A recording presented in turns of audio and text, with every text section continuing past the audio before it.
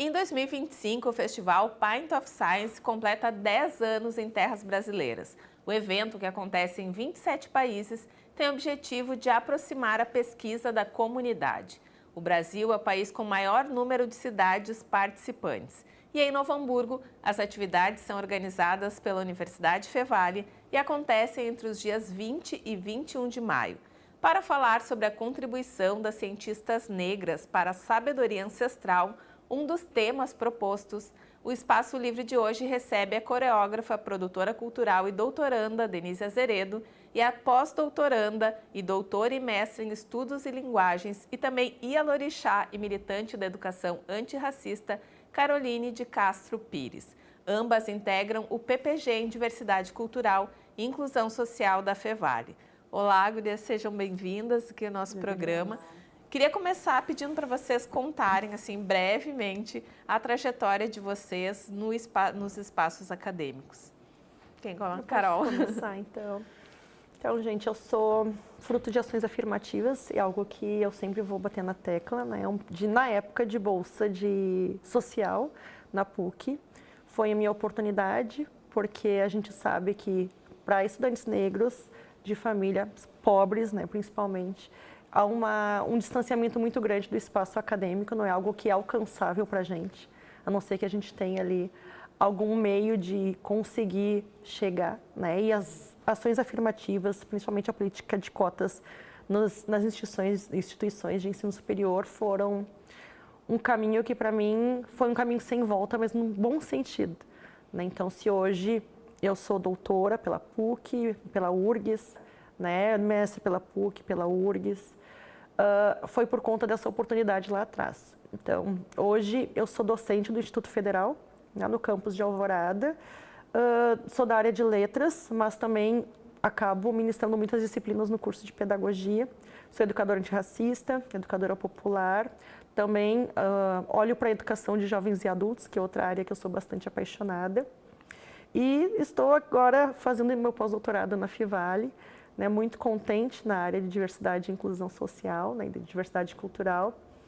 E eu acho que toda a minha trajetória, ela é, na verdade, um retorno à sociedade, né? Se lá atrás eu tive uma oportunidade, essa bolsa de ação afirmativa, então é meu papel social retornar, né, fazendo todas essas pesquisas que eu faço, junto à escola pública, olhando para a formação de professores, né? Então eu acho que, basicamente, assim, tentando sintetizar muito, é isso, mas são muitos anos dentro da licenciatura, da carreira acadêmica, como professora. Denise. Eu comecei na dança, né? Eu sou nordestina, da Paraíba. Comecei na dança, eu tenho uma companhia de dança em Ivoti e lá eu incentivava muitas meninas a irem, né, estudar. E um dia uma me questionou: "Sora, qual é a tua faculdade?" Eu pensei, tá na hora de eu entrar na faculdade. Eu tinha só ensino médio. E daí eu cursei, me graduei em dança. Logo depois, aí passou muito tempo e por uma questão de saúde eu tive que parar de dançar. E foi quando eu decidi voltar para academia. Daí eu fui para moda, né? Fiz um ano de moda para trabalhar com figurino depois. E daí lá uma professora me chamou para ir para um mestrado de processos e manifestações culturais. Fiz o meu mestrado em meio à pandemia, né? Depois eu terminei e fiz uma pós em História e Cultura Afro-Brasileira e Indígena. E, por fim, agora eu voltei para o PPG de Processos e Manifestações Culturais para o doutorado, né? Então, a minha linha de pesquisa também passa pelo povo negro, porque minha linha de pesquisa agora no doutorado específico é a indumentária das mulheres de fé, das culturas, das religiões africanas, né? E eu tenho o mesmo pensamento que a Carol, né? Que eu acho que o universo, às vezes, nos dá algumas oportunidades que talvez a gente não tivesse. E está na hora da gente devolver isso, né, de alguma forma, para que mais meninas possam ter a mesma oportunidade que a gente. E a Fevale realizou, no final, meados de abril, uma aula aberta sobre comunicação antirracista, né? O evento era voltado para alunos dessa área da comunicação, também para o público geral, e teve uma boa participação de estudantes da universidade. Qual a importância desse tipo de evento e trazer cada vez mais essas questões para dentro da universidade? Para mim, a importância primeira é porque a gente estava principalmente tocando na questão da educação, da comunicação antirracista, mas da educação antirracista, né? Temáticas de negritude de forma geral, né? A gente pensa que muitas vezes elas são invisibilizadas, principalmente dentro do espaço acadêmico. E tu ter um evento com a proporção que teve, né, com um número de alunos de diversos cursos e também da comunidade externa, para mim foi algo assim muito significativo. Eu tive alguns retornos bem legais assim do pessoal comentando o quanto isso foi significativo, porque nunca tinha acontecido, né, nesta magnitude, nessa amplitude. Então, eu acredito que há necessidade de cada vez mais a gente ter esses espaços, né, de fala, porque muitas vezes eu percebia que a negritude fala e dificilmente é ouvida. E naquele espaço específico eu me senti, né, totalmente ouvida em relação àquilo que eu estava trazendo. Claro que foi uma fala voltada para vários estudantes, mas ao mesmo tempo ela foi uma fala muito específica, né, olhando principalmente no tocante mesmo da conscientização das pessoas, porque a educação antirracista ela é papel de todos, independentemente, né, se a pessoa é negra ou se a pessoa não é negra. Então, a contribuir, né, para mitigar com preconceitos, né, com discriminações e mesmo com o próprio racismo, é um papel da sociedade como um todo. Então, eu fiquei muito contente assim, com o evento, com a repercussão do evento, e eu espero que cada vez mais a gente tenha nas instituições de ensino superior, na escola pública, nos espaços de ensino, nos espaços culturais, essa possibilidade de estar aí falando, né, e contribuindo para a educação antirracista mesmo, porque esse eu acho que é o principal. Eu queria só fazer 2 adendos assim, à fala da Carol. Uma é que a aula foi mediada pela Suzy Mello, que é uma jornalista, né, negra, uma das mais antigas aqui de Novo Hamburgo, que é do jornal NH. E toda vez que a gente se encontra, a gente conversa sobre o assunto, né, a importância de trazer essas pautas para os ambientes que a gente trabalha. E também nos chamou a atenção que a grande maioria do público, da plateia, eram de pessoas brancas. E isso também reforça que às vezes é uma questão dentro do movimento negro, que é nós falando para nós mesmos, né? Em quase todas as atividades. Exatamente. Mas mostrou essa abertura também e o interesse dos estudantes que lá tiveram. Tu participaste também, como é que tu percebeu esse momento? Foi interessante porque a gente foi com a turma do PPG e eu vi colegas dizendo assim, nossa, nunca tinha parado para pensar nisso. Nossa, como é interessante essa situação. Então, quando é um branco falando de uma situação, contando a nossa história, já tem uma visão meio aqui, encaixadinha, né? Ninguém questiona. Mas quando vem da gente, parece que chega de outra forma, bate de outra forma na pessoa. E a pessoa pensa assim, eu nunca tinha parado para pensar nisso. Então foi muito bacana, assim, e dava para ver, eu encontrei algumas amigas que estavam lá, que são de movimentos negros, e que quando terminou a tua palestra, saiu todo mundo com os olhinhos brilhando, assim, pensando, cara, é a gente falando para um monte branco. Então foi muito, muito legal. Exatamente o que eu senti.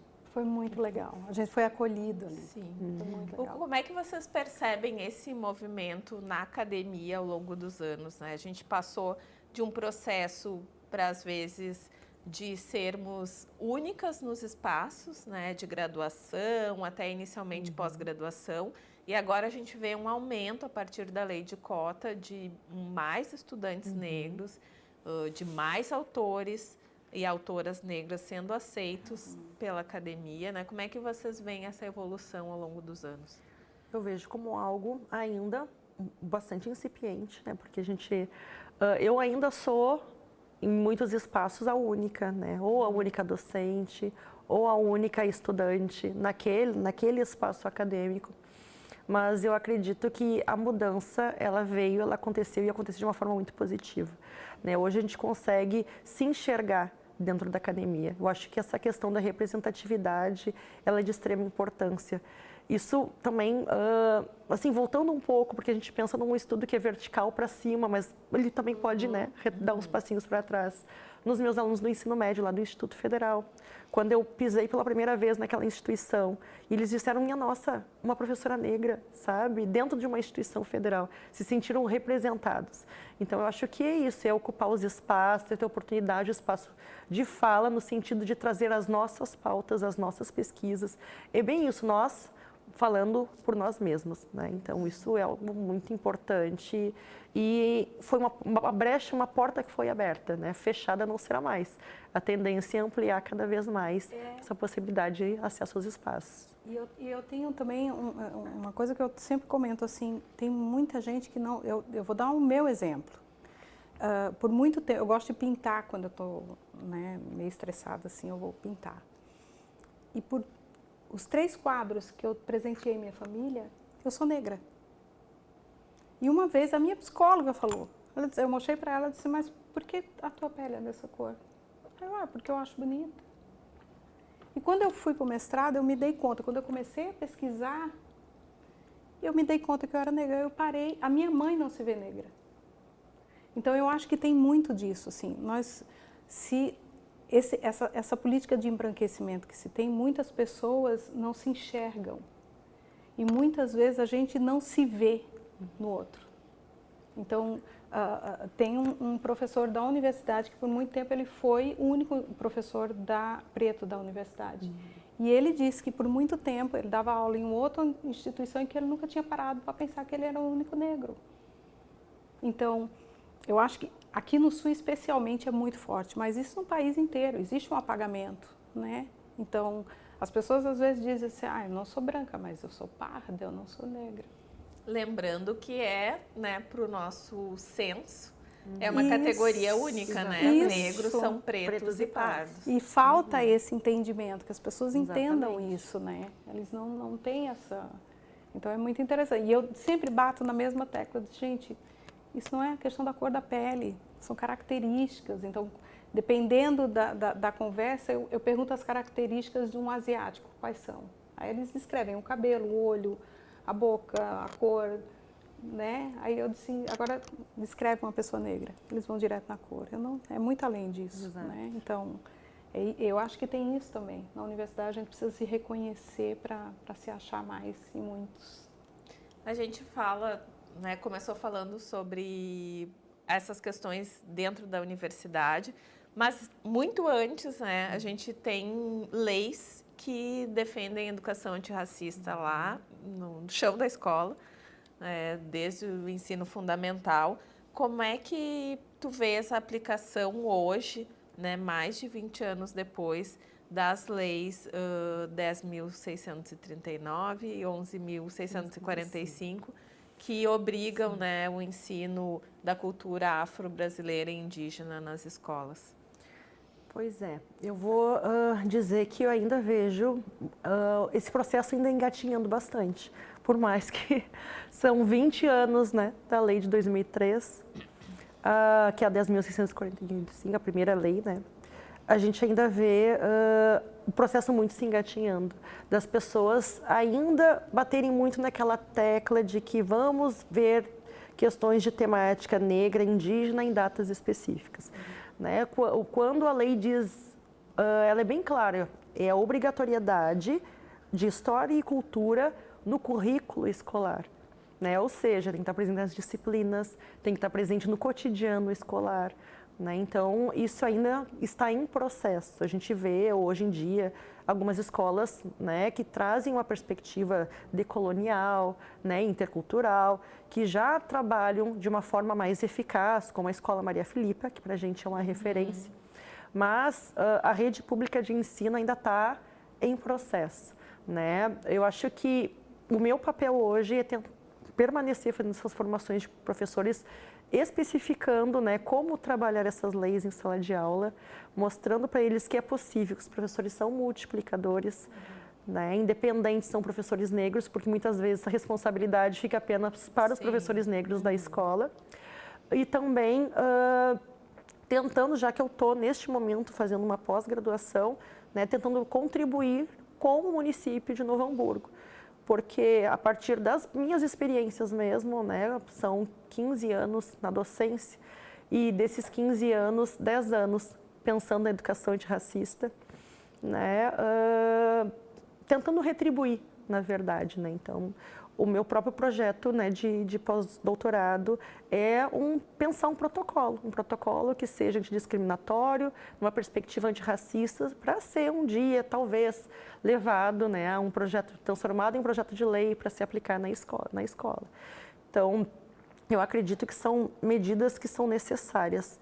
E como eu sempre bato nessa tecla, é uma lei, gente. Se é uma lei e eu percebo que as instituições não estão cumprindo, o Ministério Público está aí para isso. Então, acho que a gente está batendo muito nessa perspectiva de que o Ministério Público tem, de alguma forma, né, ir em cima dessas escolas ou desses espaços que não cumprem com a lei. Mas hoje a gente já percebe um movimento assim, de conscientização de muitos espaços escolares da rede pública, como, por exemplo, a região metropolitana de Porto Alegre, a própria cidade de Porto Alegre tem os EABs, né, que são espaços dentro da escola que pensam questões étnico-raciais, projetos étnico-raciais, e eles querem estender também para outras formas de diversidade, como gênero e sexualidade, educação inclusiva. Então, acho que isso deveria ser espraiado, né, para toda a rede pública. É um exemplo bem legal que acontece lá, né, na região metropolitana, nas próprias instituições de ensino superior que têm os NEABs, né? Então, eu acho que é algo que tá em processo, apesar de todos os 20 anos da lei, né? Sim. E, bom, no movimento negro a gente fala muito de tecnologia ancestral, né, como utilização desses saberes e práticas, né, dos povos negros originários para promover transformação social. E vocês propõem nessa conversa de vocês umas sementes de conhecimento, né? Como é que a ciência, a pesquisa se relaciona como tecnologia ancestral para os nossos povos? Eu fiz uma vez um trabalho que eu achei que ficou bem interessante, né, com uma escola de formação, pensando na formação de professores, onde, primeiramente, a gente trabalhava valores tradicionais, né, afro-brasileiros e africanos, valores que fossem ancestrais e também a questão da mitologia, né, de matriz africana, da mitologia iorubá. Então, eu fiz um trabalho justamente pensando na questão da tecnologia, utilizando a deidade da tecnologia, que é o Orixá Ogum, que muitas vezes associam a questão de guerra, mas não percebem que ele é o orixá, né, a deidade que se relaciona diretamente à questão tecnológica, né, como ele tem ali toda a questão do fazer, aquelas armas do metalúrgica e tudo mais, né, o faber, que é a expressão latina, né, para o fazer. E também o orixá relacionado à questão da comunicação, que muitas vezes as pessoas demonizam, entre aspas, né, porque não faz nenhum sentido para a cultura iorubá pensar em demonização, que é o orixá Exu, ou Bará, né, conhecido aqui no Rio Grande do Sul, que é o orixá dos caminhos, da comunicação. Tudo passa por eles. Então, eu trabalho muito com a pedagogia das encruzilhadas, do Luiz Rufino, nessa perspectiva de se pensar, né, como se dá isso, como se daria isso hoje, né, como se daria essa tecnologia, vinculando aquilo que está lá atrás, que é a ancestralidade, que é o respeito aos mais velhos, né, a circularidade, a questão do próprio corpo, a musicalidade, o axé, que para a gente é o que a gente denomina de força vital, né, e se eu te desejo axé, eu estou desejando um pouco de mim, né, para o meu próximo, em relação àquilo que a gente tem hoje. Então, foi todo um trabalho mostrando porque era possível, que tinha como ser feito, utilizando todos esses valores, né, em sala de aula. Então, trabalhar, colocar os alunos em círculo, né, e fazer eles relembrarem questões, quem são os teus avós, o que tu aprendeu com eles, o quanto tu respeita eles, é trabalhar a ancestralidade em alguma medida. Então, eu acredito que seja esse o caminho, sabe? Tentar fazer essas relações que muitas vezes a gente vive cotidianamente, não se dá conta. Como eu sempre pergunto, quantos não têm uma avó que benze? Quantos não se reúnem com a sua família, porque a gente tem a nossa alimentação tradicional, onde todos se reúnem para comer? Quantos não se reúnem num churrasco, né, com a sua família? Então, eu acho que é mais nesse sentido, de se dar conta que está inserido numa cultura que foi algo que eu também custei a perceber, né? Que eu estou dentro de uma cultura que muitas vezes vem ali disfarçada de brasilidade. E é muito também, antigamente tentava separar, né? Especialmente na academia, tu tem que, o pesquisador, o objeto, né? Os assuntos não podem se misturar, mas não tem como Não isso, tem como. né? Não, até Exatamente. teve uma aula, eu trouxe isso, eu disse, gente, aonde que a academia bebe? Exato. Qual é a fonte que a academia bebe? É nos mestres de cultura, é nos saberes dos ancestrais, então é ali que se bebe, né? E através daquilo ali que se vai para o registro. Então, eu acho que essa questão do registro tomou meio que posse de alguns saberes. Exato. E toma-se como se fosse a verdade maior, né? Mas se bebe em algum lugar, né? Isso. E eu acho também, a gente fala que uma das tecnologias também do nosso povo é a oralidade. Mas a oralidade vem se perdendo ao longo do tempo. Então, novas pesquisadoras, pessoas pretas que estão na academia, estão registrando isso que também antigamente era só passado de forma oral, né? Acho que essa é uma importância bem forte, assim, desse ingresso e do papel das pesquisadoras negras. Queria que tu falasse um pouquinho da tua pesquisa, deixar tu concluir, mas que tu falasse um pouquinho especificamente do que tu estás estudando. Na verdade, eu entrei nessa pesquisa por conta da Baianá, que é essa coreografia que eu tenho que, né, por muito tempo eu não tinha muita coragem de dançar aqui, porque ela fala dos orixás, e eu era meio cabreira, né? E quando eu fui desenvolver o projeto de pesquisa, eu queria continuar pesquisando a indumentária do cangaço, que foi minha pesquisa de mestrado. E daí ela disse, Denise, eu acho que tu tem um leque de cultura popular muito grande, vamos para outra. E daí eu fui para as mulheres de fé, né? Porque eu acho que o Brasil é um país que tem uma força que não é vista, né? Da religião afro, que não é vista e que está em todos os lugares. Inclusive o Rio Grande do Sul sendo o estado com o maior número de casas. Isso. De matriz africana. Isso, e as pessoas se sentem, às vezes, agora as pessoas estão falando mais, mas as pessoas se sentem meio retraídas para falar, sabe? E eu andei buscando algumas informações, eu disse, gente, as pessoas não falam, e é tanta informação, e é tanta... E o que me incomoda é, por exemplo, se tu fala da mitologia grega, é lindo, maravilhoso. Qualquer uma, inclusive, né? Qualquer mitologia. Né?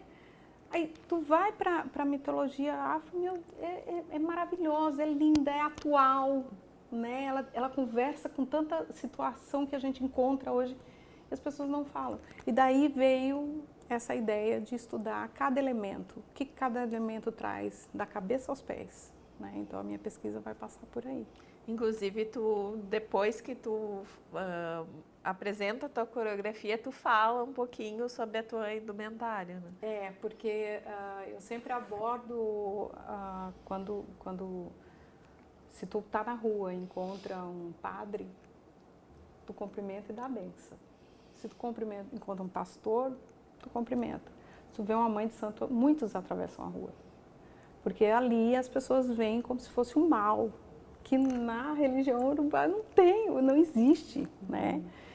E eu começo a explicar, eu disse, olha, essa guia aqui foi fulano que me deu, essa minha mãe, essa minha sogra, essa saia que era das minhas gurias. E no final eu pergunto, eu estou vestida de mal ou de amor?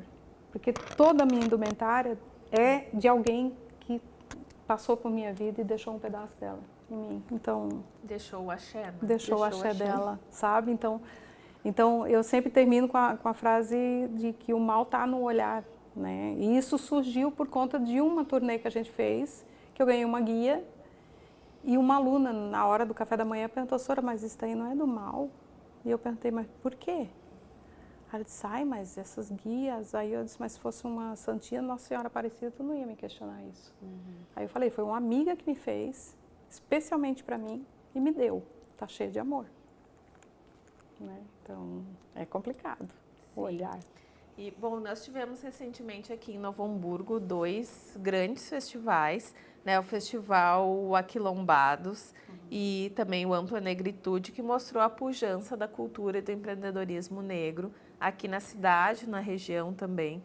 Qual a importância que tu vês desses eventos para mostrar a cultura preta, né? Para mostrar o empreendedorismo, para mostrar tudo aquilo que a gente faz e muitas vezes não é celebrado por aqui? Eu acho que principalmente é um ato de resistência, né? É fincar o pé dizendo, ó, a gente faz cultura.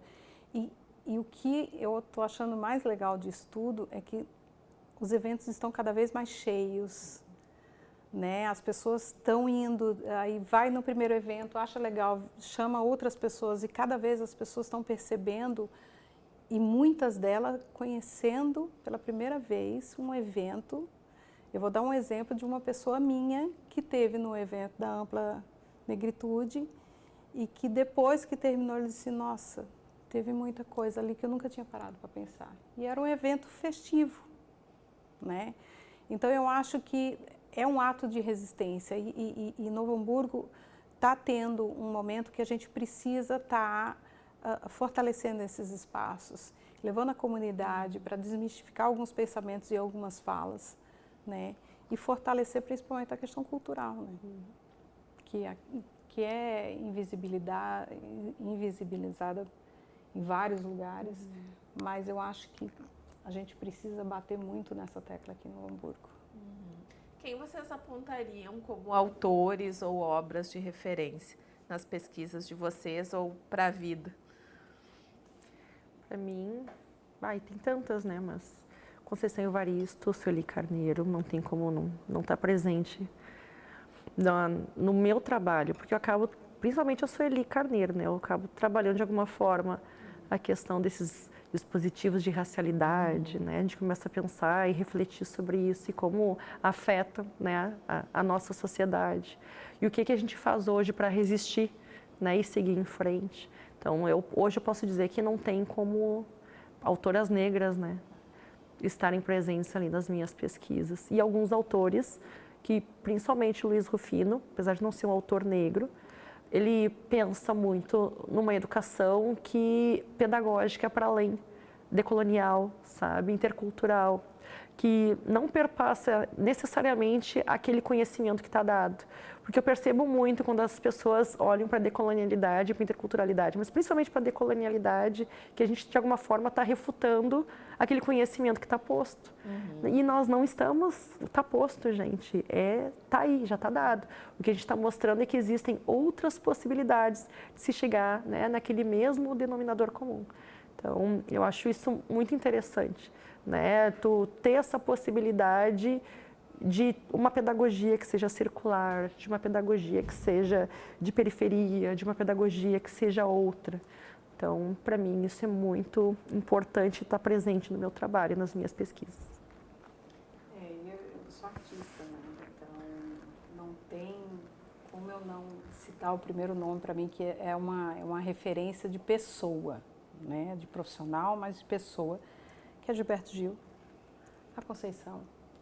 Maravilhosa. Né? Que ela traz de uma força e de uma simplicidade de assuntos tão... E acho que o termo que ela cunhou, que é escrevivência, né? Isso. É um modo, eu acho que também das pesquisadoras negras se colocarem ali, né? Como a gente já tinha falado antes, se colocarem na pesquisa, isso. Colocar suas vivências na pesquisa, né? E eu acho que isso passa pela ancestralidade, sabe? São legados que são...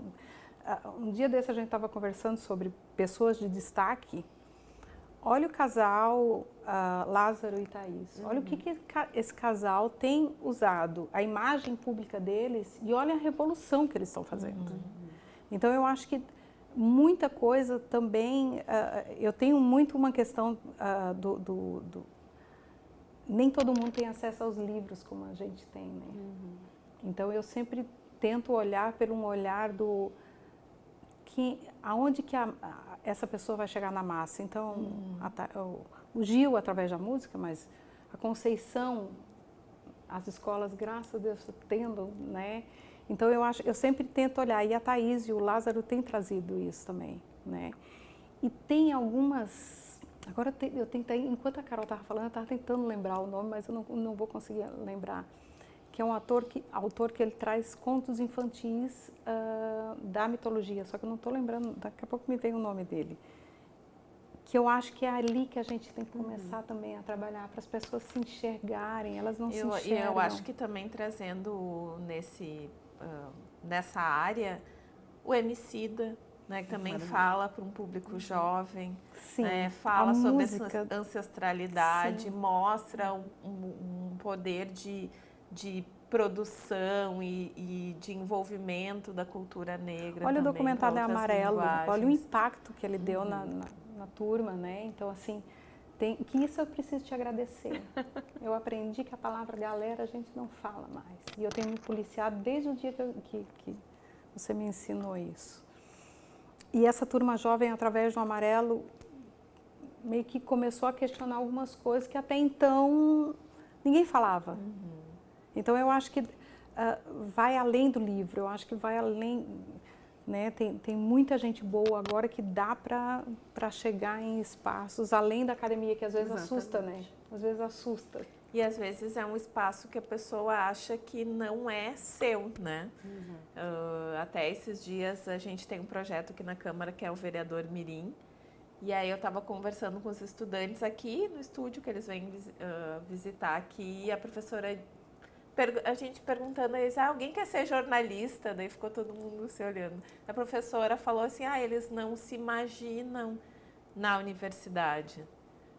Né? E aí eu comecei a conversar com eles, olha, hoje em dia tem cotas sociais, tem cotas raciais, tem ProUni, diversas possibilidades que vocês podem buscar esse espaço, né? Almejar ter uma carreira, mas é isso, né? Também a gente tem que fazer esse trabalho. Tem que colocar a sementinha. Exatamente. A gente teve um evento, o Aruanda Day, e no próprio evento do AIA, que foi dentro da universidade, a gente escuta as pessoas dizendo, nossa, eu nunca tinha entrado aqui. E, sabe, é inconcebível hoje em dia, né, esse espaço, esse muro invisível, mas que existe. As pessoas se sentem intimidadas de... Eu brinco, às vezes tem uma fonte na Fevale, daí às vezes em época de vestibular eles ligam lá para ficar tudo bonito. Gente, desliga essa fonte, que se intimida, sabe? Deixa, sabe? Então, são espaços que a gente precisa começar é bem isso que tu disse, é plantar essas sementinhas nas crianças. Elas precisam entender que é bom sonhar e sonhar alto. Eu sempre falo para meus amigos assim, ou eu sou muito louca ou eu sou muito sem noção, porque eu sempre sonhei muito alto para tudo. E isso fez com que eu corresse atrás e as coisas acontecessem. E se a criança não tem esse sonho e acha que aquele lugar não é dela, ela vai sonhar ali para ter essa segurança. A gente tem que incentivar que ele sonhe alto e que se cair não faz mal, que vai ter uma turma e uma rede de apoio que vai apoiar e vai te fazer um curativo lá e vamos junto de novo. Eu acho que isso precisa. Mas é bem isso, assim, mostrar que é possível, né? Eu circulo nas escolas, tanto na educação infantil, quanto olhando assim para o pessoal, para a gurizada, como eu digo, do ensino médio, né? De não ter noção, por exemplo, que a URGS, o Instituto Federal, é público. Sabe? A gente vive um período em que a informação está aí, em todos os lugares, mas parece que ela não chega. E ao mesmo tempo também a gente tem uma série de influenciadores dizendo para as pessoas que elas não precisam de diploma de ensino superior. Né? Então, isso foi uma coisa que eu disse, não escutem essas pessoas, porque o conhecimento é uma coisa que ninguém vai tirar de vocês. Né? É terrível isso. Porque daí tem cursinhos, um dia desse a gente na aula estava falando sobre isso. Tem cursos que em uma semana tu sai expert naquele assunto. E a criatura acredita nisso ainda. Não, mas tu ganha um certificado. Fazer o quê, né? A gente avisa, mas... Bom, gurias, então queria agradecer a presença de vocês e dizer que justamente o Pint of Science é para mostrar que a pesquisa pode sair também da academia, pode ocupar outros espaços. Pedir para vocês fazerem as considerações finais e também um convite para a comunidade para participar do evento de vocês? Queria agradecer, Dani, pelo espaço, né? E eu acho que esse evento é justamente para mostrar que a academia não é um bicho de 7 cabeças. A gente pode pesquisar sobre o que a gente tem curiosidade, o que a gente quer e o que a gente acha necessário estar aí. Então, eu digo isso porque eu sou uma pessoa que na minha leitura de infância era literatura de cordel, eu não tinha muito acesso. Então, deu para chegar lá. Então, eu acho que esse momento é justamente para tirar essa fala acadêmica e a gente falar sobre assuntos legais. Vão lá, vai ser legal. Eu também agradeço, né? E eu concordo muito assim com o que a Denise trouxe. Desmistificar algumas coisas, né? Porque eu acredito que, para mim também, uma crítica grande à academia é a academia se colocar numa posição de superioridade. E não é. O conhecimento está aí para ser transmitido, né? O conhecimento está aí para ser popularizado, para ser acessível.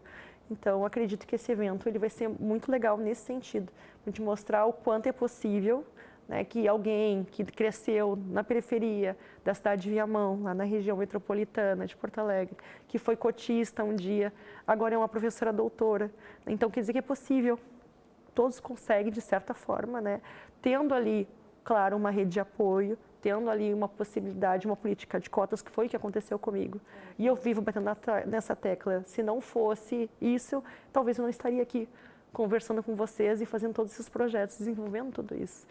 Então, eu convido todos a participarem, né? E vai ser uma conversa bem legal, uma troca. Eu acredito que a pesquisa também não deixa de ser isso, né? Trocar ali informação, ter uma conversa legal e mostrar que a academia não é esse bicho todo aí também, né? A gente faz o possível para isso. Tá certo, muito obrigada. E, bom, o Pint of Science acontece entre os dias 20 e 21 de maio, a partir das 7h30 da noite, com 2 atividades promovidas pela Fevale. No dia 20, com a palestra Entre Algoritmos e Cervejas, Futuro da Criatividade com IA, no Retrobeer. E na quarta, dia 21, Sementes de Conhecimento, a contribuição das cientistas negras para a sabedoria ancestral na Sociedade Cruzeiro do Sul, com a participação das nossas convidadas aqui de hoje e da acadêmica do curso de Psicologia da Fevale, integrante do Projeto Social Aruanda, Tatiane Romana, da psicóloga, educadora e social e coordenadora do coletivo Corre Preto, Monique Machado. O Espaço Livre de hoje recebeu as pesquisadoras Denise Azeredo e Caroline Castro Pires para falar sobre a contribuição das cientistas negras para a sabedoria ancestral. Você pode assistir a este e outros programas no nosso canal no YouTube e enviar sugestões de pauta também pelos nossos canais de comunicação. No próximo programa estaremos de volta falando sobre cultura, educação, cidadania e sustentabilidade. Até lá!